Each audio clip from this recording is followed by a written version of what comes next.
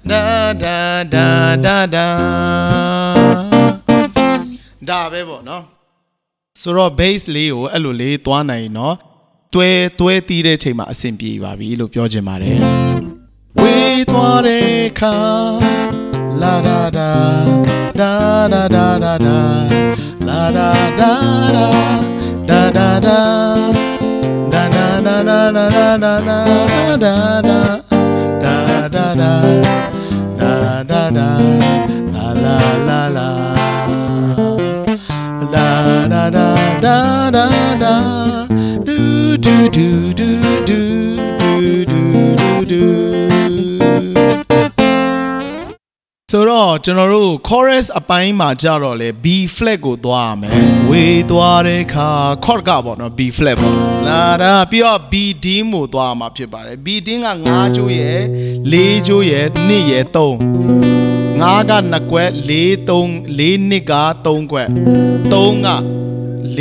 4ကွက်မှာပေါ့နော်2 3 4ပေါ့ဒါ B dim နော်လာလာဒါဒါဒါဒါသူ့လည်း bass note ကထိုအတိုင်းပဲထည့်ရမှာဖြစ်ပါတယ်ဝေးသွားတဲ့ခါဒါဒါဒါဒါဒါဒါဒါဒါဒါဒါဒါဒါဒါဒါဒါဒါre mi fa la la do do do do do do do do da da da အဲ့ဒါဆိုရင်တော့နည်းနည်းလေးကျွန်တော်တို့သူ့တခြင်းအရသာလေးလည်းမပြတ်ဘူးဆိုလို့လည်းကောင်းတယ်ပေါ့နော်ဆိုတော့ bass note ကအရေးကြီးတယ်ဆိုတဲ့အကြောင်းကိုကျွန်တော်တို့မှတ်မိမယ်လို့ယုံကြည်ပါတယ်ဒီပုံစံလေးပေါ့နော်ဝေးသွားတဲ့ခါလာလာလာဒါဒါဒါဒါဒါလာဒါဒါဒါဒါဒါဒါda da da da da da da da da da da da da da la la da da da da da da da da da da da da da da ကဲကျွန်တော်တို့အဆင်ပြေမယ်လို့မျှော်လင့်ပါတယ်ချစ်စရာကောင်းတယ်ပေါ့နော်တခြင်းလေးကတီးလို့လည်းကောင်းတယ်ဆိုလို့လည်းကောင်းတယ် F key ဖြစ်ပါတယ်နော်အားလုံးအဆင်ပြေပါစေဗျာတကယ်ချင်းတွေကိုလည်း like and share နဲ့ကူညီပေးပါဗျ